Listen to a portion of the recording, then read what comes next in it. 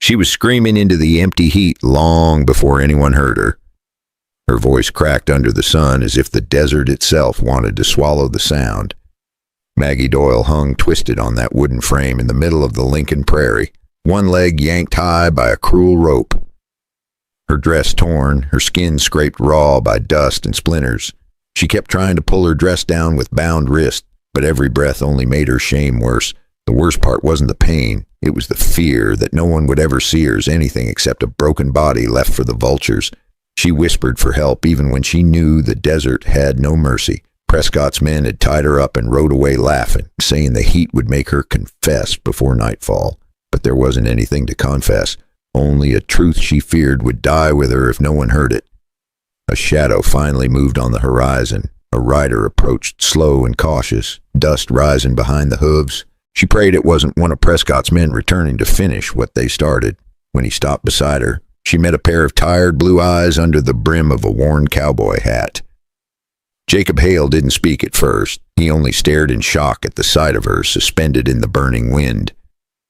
Then his gaze slipped lower without warning. His eyes fell into the place she wanted hidden more than anything on earth. A blaze of shame shot through her like fire. Her voice ripped out of her throat. "Don't look there!" Jacob jerked his head away, guilt burning across his face, but he couldn't unsee what he had seen. He couldn't pretend the marks on her skin were anything except the work of a monster. Now the only question left in her mind was simple and terrifying. Would this man ride away and leave her to die like the others did, or would he do the unthinkable and risk everything to save a woman he was never meant to see? Jacob didn't leave, not after hearing her voice shake like that. Not after seeing the bruises on her legs and the burned mark nobody should ever carry on their skin. He stood there in the boiling wind, trying to steady his breath, trying to decide what kind of man he was going to be today. Instead, Jacob stepped closer. Slow. Careful. Maggie tried to twist away from him, but the ropes held her tight. She squeezed her legs together in pure instinct, whispering again, even softer this time. "Don't look there." Jacob swallowed hard. He lifted both hands a little to show he wasn't a threat. "Ma'am, I ain't here to stare. I'm here because you look like you're dying." His voice was gentle, rough with guilt, and Maggie felt it. Most men were liars when they played the hero, but Jacob didn't move like a liar. He moved like a man who had seen too much and didn't want to add another ghost to his conscience. He circled the wooden frame, checking the knots. His fingers brushed the rope and he cursed under his breath, a soft, unhappy sound because the knots were tied to cut into skin. "Prescott's style, all right," he muttered. Maggie flinched when she heard that name. Jacob leaned in and spoke low. "If he did this to you, he meant to break more than your bones." Maggie closed her eyes. A tear slid over her cheek. Jacob touched her ankle gently and checking circulation, and she jerked again. "Easy, I'm just making sure you can feel your foot." "I can feel all of it," she whispered, "and I wish I couldn't." He looked up at her. Their eyes met for the first time without fear in the way. That single look told him everything he needed to know. She wasn't guilty. She wasn't wicked. She wasn't anything Prescott had said. She was a woman trying to survive a world that liked breaking the softest people first. Jacob took a breath and made a choice. "All right, I'm getting you down." Then came the sound that changed everything. Hoof beats, 2 riders returning fast, Prescott's men. And the question that slammed into Maggie's chest was simple and cold. Would Jacob fight to save her now that danger was right in front of him? Or would he abandon her to save himself?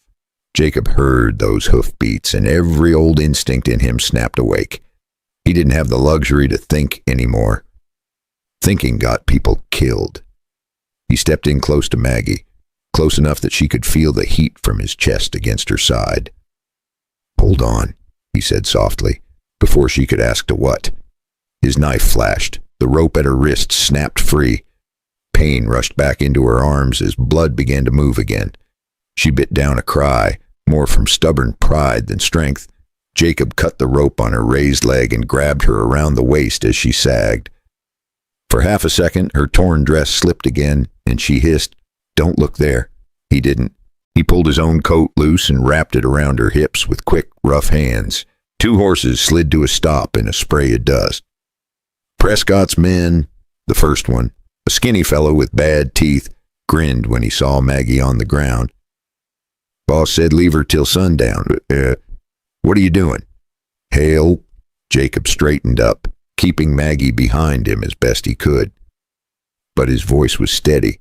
I am changing the schedule. The second man spat.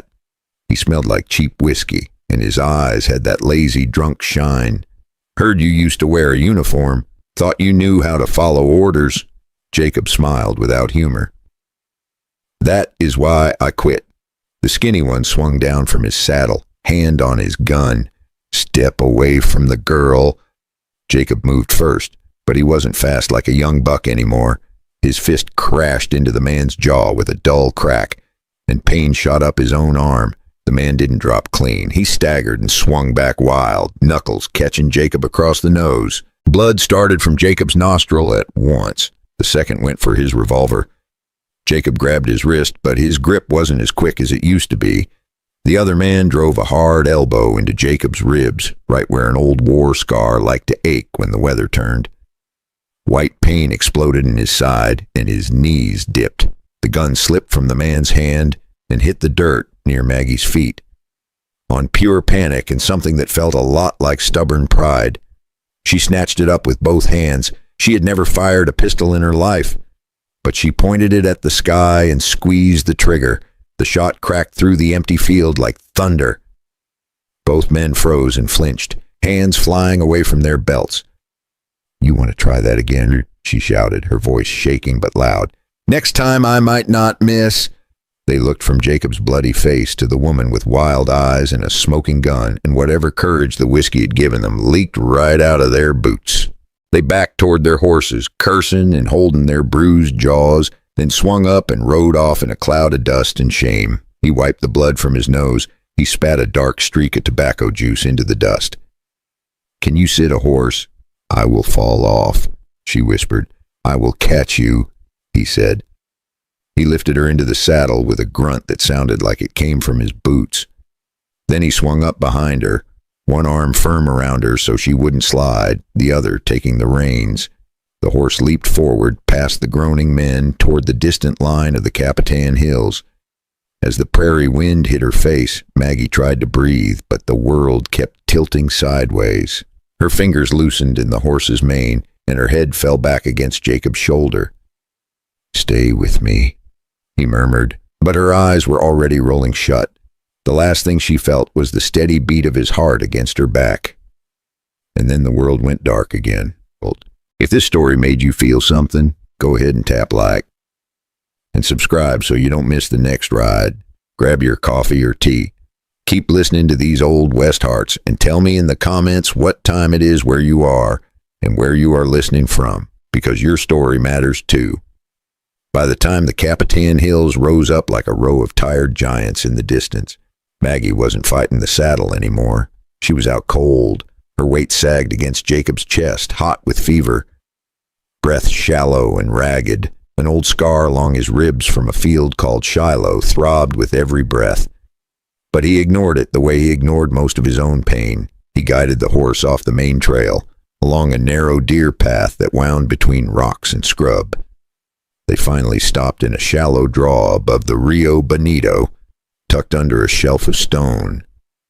That night her fever broke loose.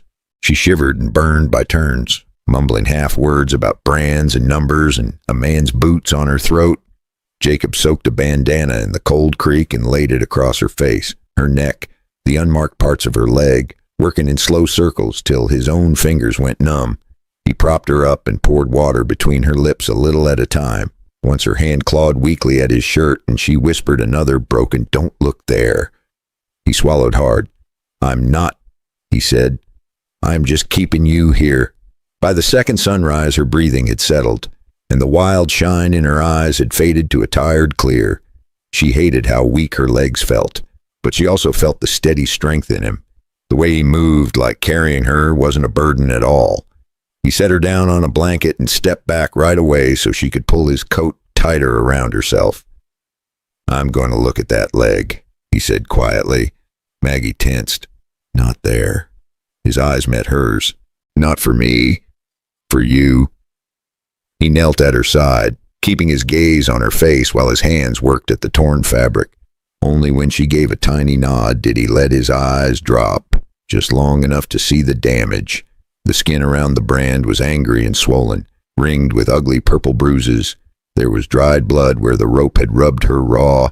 He let out a slow breath through his teeth. That man should be in chains, Jacob muttered. That man owns half the cattle in Lincoln, Maggie answered. And the law has supper at his table. She watched his jaw tighten. Is that why he did this to you? Because you saw too much. Her laugh came out bitter and thin. I saw his men cutting other brands off hides. I saw extra cattle on the drive, more than any neighbor reported missing. I told him the numbers didn't add up. He said my eyes were the problem. She swallowed. Next thing I knew, I was tied to that frame, and he made sure the only thing anyone would talk about was my shame, not his theft. Jacob cleaned the wound as gently as he could, using water from his canteen and a strip of clean cloth from his own shirt. Every touch burned, but the care behind it cooled something in her heart. You didn't have to come back for me, she whispered. Maybe not, he said. But I saw what he carved into you. If I ride away from that, I am no better than him. They sat there as the sky turned gold. Two people who had almost been strangers that morning now bound together by a secret written on her skin. Maggie stared at the fading light and asked the question that had been clawing at her since he cut her down. Jacob, what are you going to do when Prescott comes looking for you because of me? Run, or ride back into that town and drag his sins into the sunlight for everybody to see? Jacob didn't answer right away. He just watched the sky bleed from gold to orange as if it were thinking right along with him. When I was young, he finally said, I wore a blue coat and did what I was told. I watched men get hurt because I looked the other way. I promised God and myself I wouldn't do that again. But we aren't riding into Lincoln tomorrow, he added. Not with you barely standing and me breathing like an old mule. Instead, he took her to a small spread in the next valley, a weathered little ranch run by Cal Turner, a former federal soldier who owed Jacob his life from a field back east where the guns never seemed to stop. Cal took one look at Maggie, at the brand on her leg and the bruises all over, and his face went stone cold. By the next evening, there were 4 more men around Cal's kitchen table, all gray at the temples, all carrying old scars and new grudges against cattle barons who thought they owned the whole territory. Cal poured coffee thick enough to float a horseshoe, and nobody said a word till the cups were empty. They were tired men who had seen too many bullies stay rich and walk free. They sent a telegram up to Fort Stanton with Jacob's name on it and Cal's and the names of 2 men who had seen Prescott's crew run stolen cattle through the canyon. Cal's nephew rode to Lincoln to hire a photographer, the kind who could carry his camera on a wool man, and brought him quiet to the ranch. Maggie set her jaw and let them take a picture of the brand and the bruises, proof that could travel farther than her voice ever would. A few days later, Jacob and Maggie rode back into Lincoln with Cal and the other old soldiers not far behind them. Prescott stepped out from his office, red-faced and sure of himself. He said Jacob was a fool, a lawbreaker, a man blinded by a wicked woman. That was when Maggie did the hardest thing she had ever done. Her hands shook, but her voice didn't. She stepped out in front of them all, in front of wives and ranch hands and the town preacher, and she said, You told him not to look at me. You told all of them not to look, because if they ever did, they would see what you are. With Jacob beside her, she showed the mark Prescott had burned into her skin. Proof that the man they feared had never feared ruining a woman to protect his stolen cattle. An officer from Fort Stanton who had ridden in because of the telegram Cal sent stepped forward and asked his own questions. By the end of that week, Prescott wasn't the hunter anymore. He was the one being watched, being judged, being led away in irons instead of praise. Later on, Maggie stood on Jacob's porch, looking out over a field that didn't feel cursed anymore. "You know," she said softly, "if you had ridden away that first day, I would have died thinking I wasn't anything but that mark." Jacob shook his head. "You ain't the brand, Maggie. You are the hand that holds the iron now." This isn't a story about bullets or cattle. It is about one question every man has to face sooner or later. When they tell you not to look, do you look away, or do you look straight at the truth and stand your ground? If this story made you feel something, go ahead and tap like. And subscribe so you don't miss the next ride. Grab your coffee or tea. Keep listening to these old West Hearts. And tell me in the comments what time it is where you are and where you are listening from, because your story matters too.